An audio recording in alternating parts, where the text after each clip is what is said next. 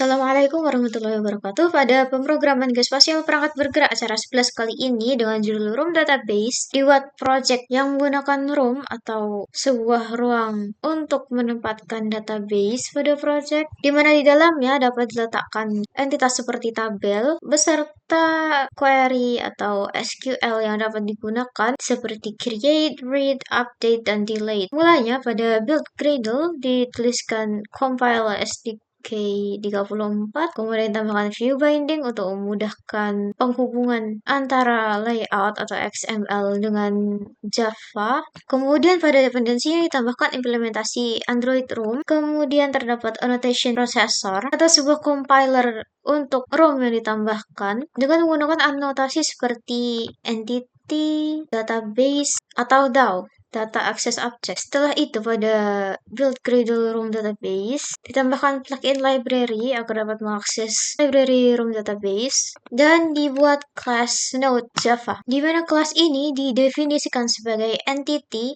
atau tabel dalam penggunaan Room Database yang memiliki kolom utama ID, kemudian kolom title atau judul, dan description. Pada kolom ID ditetapkan metode get dan set untuk mengambil dan menetapkan ID yang dimasukkan nantinya pada nodes. Begitu juga dengan title dan description, yang mana keduanya juga memiliki fungsi get dan set untuk nantinya mengambil dan menetapkan data dari edit text yang diletakkan dalam user interface-nya. Setelah itu dibuat kelas Java Node Room Database yang didefinisikan sebagai kelas abstract database, di mana dalam isinya terdapat satu tabel atau entities yang berupa tabel node pada kelas Node Java sebelumnya yang menggunakan metode abstract node DAO atau data access object agar tabel node dapat dioperasikan melalui user interface yang dibuat. Kemudian dituliskan kode agar project dapat mengambil database node yang telah dibuat untuk kemudian diterapkan pengoperasian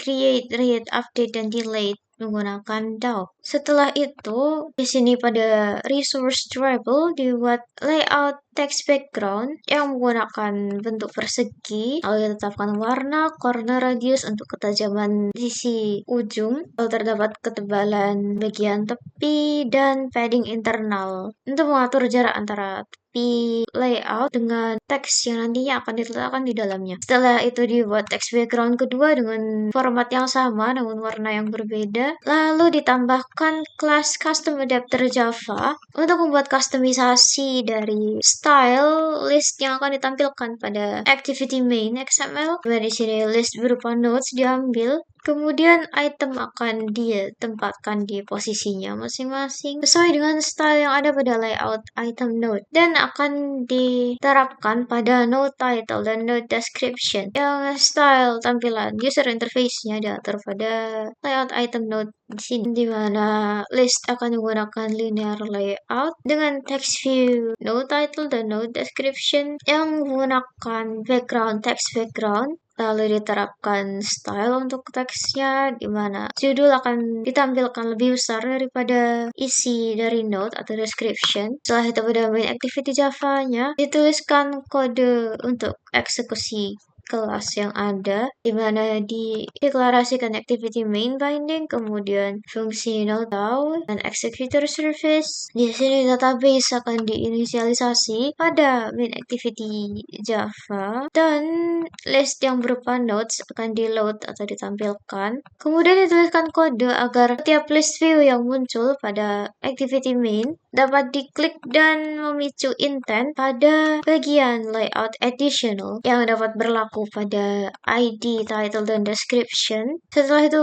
ditambahkan juga image button yang dapat diklik dan memicu perpindahan pada halaman additional juga dapat masuk pada bagian pengeditan isi dari nodes dan dituliskan kode untuk menampilkan tiap nodes gunakan custom adapter dan dituliskan kode untuk load nodes yang diinisialisasi sebelumnya, di mana tampilan list akan menggunakan custom adapter yang terhubung pada item node. Dan di sini pada user interface-nya digunakan linear layout dengan judul nodes, kemudian terdapat list view dan image button yang dapat diklik pada ujung bawah kanan. Setelah itu untuk ditambahkan class additional untuk memproses fungsi dari Node DAO atau Node Data Access Object, di mana tampilan binding additional akan dibuat dan database diinisialisasi. Kemudian terdapat kode untuk mengambil data ID, title, dan description dari intent yang dilakukan pada main activity untuk dapat diedit pada bagian additional layout. Setelah itu terdapat tombol submit jika ingin menambahkan notes baru, lalu tombol update untuk mengubah atau modifikasi notes yang telah ada yang diambil dari main activity, dan tombol delete untuk menghapus notes. Dan di sini disertakan fungsi atau metode dari Node Data Access Object untuk dapat memasukkan data, mengupdate, dan delete data yang akan terhubung langsung pada database Node, di mana pada layout additional akan ditampilkan tata letak seperti ini yang memiliki text view judul, kemudian edit text title yang menggunakan background text background 2, begitu juga dengan edit text description, dan tombol yang diletakkan di bawahnya yang berupa tombol update, tombol delete, dan tombol submit dengan nama add node. Kemudian hasil run akan menjadi seperti ini. Di sini pada halaman awal atau halaman activity main terdapat notes yang telah ditambahkan sebelumnya, di mana halaman untuk pengeditan notes dapat diakses melalui tombol atau image button di bawah jika ingin menambahkan notes baru.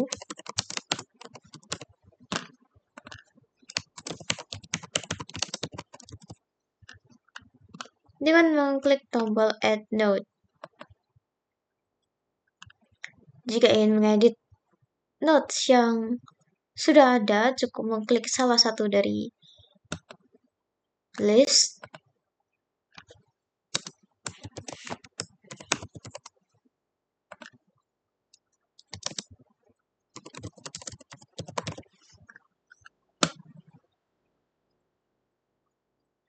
Dan diklik tombol update node. Sehingga kemudian judul dan deskripsi dari notes akan berubah. Setelah itu terdapat fungsi delete untuk menghapus list notes. Di sini masing-masing dari notes sebenarnya merupakan isi dari tabel yang menggunakan anotasi entity pada kelas Node Java yang diproses menggunakan fungsi Node DAO, memiliki insert, update, delete, dan query untuk memilih tabel yang akan dimodifikasi. Sekian, terima kasih banyak.